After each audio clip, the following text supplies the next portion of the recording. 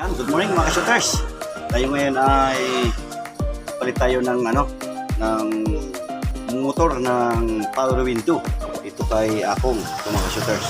Bali ito ay nasira ng mga ka-shooters. Nakabili tayo ngayon ng pampalit na bago. Ito. Tayo mga ka-shooters ay subukan natin na makapag-ayos.